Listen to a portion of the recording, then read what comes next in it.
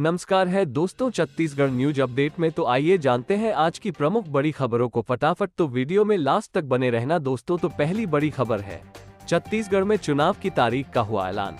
CM Bhupesh Baghel ने किया tweet, कहा है तैयार हम, शुरू हो चुका है युद्ध, माटी के अभिमान का।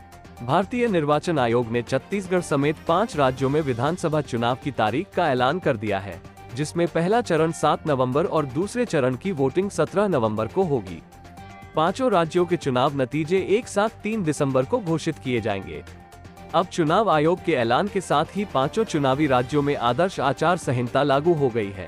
चुनाव की तारीख का ऐलान होते ही सीएम बघेल ने ट्वीट किया है। सीएम ने ट्वीट करते हुए लिखा है, तैयार हम, शुरू हो चुका है युद्ध, माटी के अभिमान का, नहीं रुकेगा अब ये रथ, छत्तीसगढ़िया स्वाभिमान का। नवा छत्तीसगढ़ गढ़ने के संकल्प के साथ हर एक छत्तीसगढ़िया तैयार है। एक बार फिर भरोसे के हाथ जुड़ेंगे, भरोसा बरकरार, फिर से कांग्रेस सरकार। इसी के साथ अगली बड़ी खबर है, रायगढ़ में लूट के 3 आरोपी गिरफ्तार। युवक से की थी 9 लाख रुपए की लूटपाट, 3 आरोपियों की तलाश जारी। रायगढ़ जिले में 27 सितंबर को हुई 9 लाख रुपए की लूट के मामले में पुलिस ने 3 आरोपियों को गिरफ्तार कर लिया है। आरोपियों के पास से लूट के 1.25 लाख रुपए और घटना में इस्तेमाल बाइक को जब्त किया गया है। मामला सिटी कोतवाली क्षेत्र का है। जय मां नाथल दाई कृषि उद्योग टिमलगा चंद्रपुर के सुपरवाइजर मनोज कुमार डनसेना ने बताया कि उसके मालिक मनीष अग्रवाल ने उसे 9 लाख रुपए का चेक कैश कराने के लिए दिया था। इसके लिए वो केवड़ाबाड़ी बस स्टैंड के पास स्थित बैंक ऑफ बड़ौदा आया था। बैंक से चेक कैश कराकर युवक 9 लाख रुपए अपनी बाइक की डिक्की में रखकर केवड़ाबाड़ी चौक पर गया। यहाँ केवड़ाबाड़ी बस स्टैंड पर सरदार चप्पल दुकान के पास मनोज कुमार डनसेना अपनी बाइक के साथ खड़ा था। तभी वहां 6 आरोपी आए और बाइक से 9 लाख रुपए लूटकर वहां से भाग गए। इसी के साथ अगली बड़ी खबर है, तत्काल पोस्टर बैनर हटाने और हथियार जमा करने के निर्देश। छत्तीसगढ़, मध्य प्रदेश, राजस्थान, मिजोरम और तेलंगाना विधानसभा चुनाव के लिए निर्वाचन आयोग ने चुनाव की तारीखों का ऐलान कर दिया है। चुनावी की तारीखों का ऐलान होते ही सभी राज्यों में आचार संहिता लागू कर दी गई है। चुनाव की तारीखों का ऐलान होने के बाद अब प्रदेश के राजनीतिक गलियारों में खलबली मच गई है। वहीं छत्तीसगढ़ की बात की जाए तो 7 नवंबर को पहले चरणों पर 20 सीटों पर मतदान होगी। वहीं दूसरे चरणों पर 17 नवंबर को 70 सीटों पर मतदान होगा, जिसके बाद 3 दिसंबर को परिणाम जारी किया जाएगा। आचार संहिता लगते ही किसी भी सरकारी काम के लिए चुनाव आयोग की सहमति अनिवार्य होगी। इसके साथ ही सरकारी वाहनों के उपयोग पर बैन लग जाएगा। वहीं प्रदेश भर में लगे चुनावी प्रचार वाले सभी पोस्टर बैनर 24 घंटे में हटा दिए जाएंगे। मंत्रियों को सरकारी गाड़ियां और सुविधाएं छोड़नी पड़ेगी। नए कामों की घोषणा नहीं की जा सकेगी, लेकिन पुराने काम जो पहले से चलते आ रहे हैं वो चलते रहेंगे। साथ ही अगली बड़ी खबर है, इस जंगल में हाथियों का एक बड़ा दल तालाब में घुस गया। देखिए वीडियो, कैसे जल क्रीड़ा कर रहे हैं बेबी एलिफेंट। छत्तीसगढ़ और छत्तीसगढ़ वासियों के लिए हाथी एक डरावना शब्द मात्र बनकर रह गया है।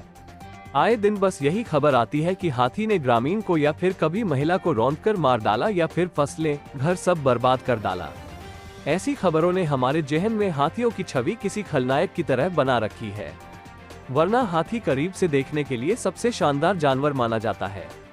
उसे किसी भी इंसान से कोई मतलब नहीं होता, केवल घास पत्ते खाने और अपने रास्ते चलने के अलावा हाथी कुछ और करते ही नहीं। आए दिन हाथियों के जरिए मौतों और बर्बादी की खबरों के बीच हम आज आपको उनका एक ऐसा वीडियो दिखाने जा रहे हैं, जिसमें हाथियों का एक दल एकदम उन्मुक्त होकर स्वच्छंद वातावरण में जंगल में बीच एक छोटे से तालाब में जल क्रीड़ा का आनंद ले रहा है। यह वीडियो है कटघोरा वन मंडल का, जहां जंगल में हाथी जल क्रीड़ा कर रहे हैं। वीडियो में 20 हाथियों का एक दल तालाब में नहाते हुए दिखाई दे रहा है। बेबी एलिफेंट भी झुंड में नहाते हुए दिखाई दे रहे हैं। साथ ही हाथियों की जल क्रीड़ा के दौरान एक हाथी तालाब के चारों ओर निगरानी कर रहा है। स्थानीय ग्रामीण ने वहां से गुजरते समय ये दृश्य देखा और उसका वीडियो बना लिया है। इसी के साथ अगली बड़ी खबर है, आचार संहिता लगते ही कांग्रेस की पहली सूची पर लगी मुहर। 18 विधायकों का कटा टिकट। मुख्यमंत्री निवास में कांग्रेस चुनाव समिति की बड़ी बैठक हुई, जिसमें सीएम भूपेश बघेल, प्रदेश प्रभारी Kumari Selja, deputy CM TS Singhdeo, PCC chief Deepak Baij और स्पीकर चरणदास महंत शामिल हुए। जानकारी के मुताबिक इस बैठक में 90 में से लगभग 80 पर सहमति बन गई, जबकि 10 सीटों पर सबकी एक नाम पर सहमति नहीं होने की वजह से पेंच फंस गया। रायपुर, बिलासपुर और सरगुजा संभाग की 10 सीटें ऐसी रहीं, जिस पर दिग्गजों में एक नाम पर सहमति नहीं बन सकी। अब इन सीटों पर दिल्ली में दिग्गज मंत्रणा करेंगे। माना जा रहा है ऐसी सीटों पर सर्वे रिपोर्ट्स के आधार पर फैसला होगा। जानकारी ये भी है कि सर्वे रिपोर्ट्स के आधार पर लगभग 1.5 दर्जन विधायकों को डेंजर जोन में माना गया है। देर शाम सभी नेता सूची लेकर एक साथ दिल्ली रवाना हो गए। बैठक को लेकर प्रदेश प्रभारी कुमारी शैलजा ने कहा कि सभी सीटों पर मंथन किया गया है। सीएम भूपेश बघेल ने भी हर दावेदार के नाम पर विचार की बात कही। साथ ही अगली बड़ी खबर है, आचार संहिता लगते ही एक्शन मोड पर प्रशासन। चौक चौराहे से हटाए जा रहे सरकारी पोस्टर और होर्डिंग, मंत्रियों के बंगले से भी हटे पोस्टर होर्डिंग्स। रायपुर चुनाव आचार संहिता लगते ही प्रशासन एक्शन मोड पर आ गया है। सड़क व चौक चौराहे पर लगे राजनीति पोस्टरों को हटाने का सिलसिला शुरू हो गया है। वहीं मंत्रियों के बंगले से पोस्टर, होर्डिंग्स, प्रचार वाले पोस्टर हटाए गए। गरियाबंद में आचार संहिता का असर दिखना शुरू हो गया। जिला मुख्यालय के सभी सड़क व चौक चौराहे पर लगे राजनीति पोस्टरों को हटाने का सिलसिला शुरू हो गया है। पालिका प्रशासन ने जिला निर्वाचन अधिकारी के निर्देश का पालन शुरू कर दिया है। ऐलान हो चुके तारीख के मुताबिक गरियाबंद के राजिम व बिंद्रनवागढ़ विधानसभा क्षेत्र में दूसरे चरण में चुनाव होगा। आज पत्थलगांव में भी जिला निर्वाचन पदाधिकारी के निर्देश पर सभी राजनीतिक पार्टी के बैनर, पोस्टर, होर्डिंग्स और दीवार लेखन को हटाने का काम तत्काल प्रभाव से शुरू कर दिया गया है। पत्थलगांव के सभी चौक चौराहे, कार्यालय से पुलिस और राजस्व अधिकारियों की टीम फोटो, बैनर, पोस्टर और झंडों को हटा रही है। इसी के साथ अगली बड़ी खबर है, महिला आईएएस के कातिल भाई ने किया सरेंडर। मंदिर हसौद थाने का मामला। राजधानी में 5 साल पहले हुई कंस्ट्रक्शन कंपनी के सुपरवाइजर की खौफनाक हत्या का आरोपी आईएएस का भाई वरुण कौशल ने सरेंडर किया है। आरोपी हत्या की वारदात को अंजाम देने के बाद 5 साल से फरार चल रहा था। ये मामला मंदिर हसौद थाने में दर्ज है।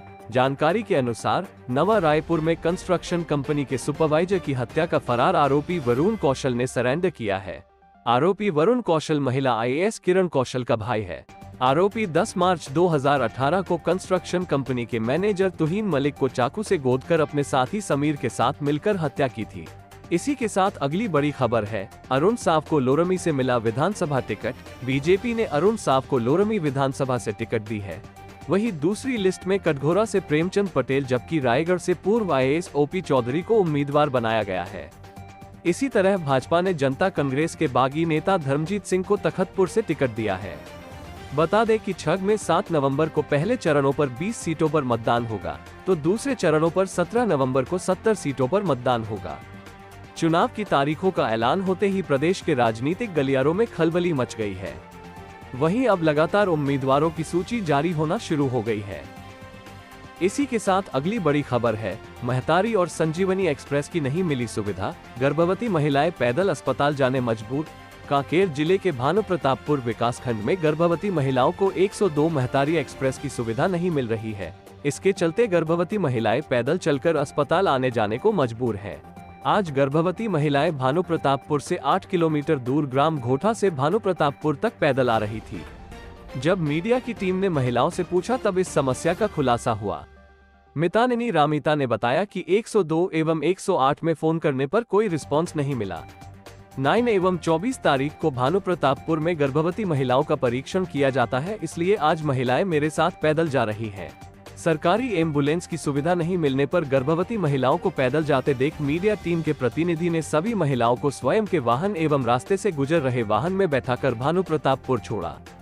इस मामले में बीएमओ डॉक्टर अखिलेश ध्रुव ने बताया कि वाहन तो है पर ड्राइवर नहीं है, इस वजह से हम 102 महतारी एक्सप्रेस का उपयोग नहीं कर पा रहे हैं।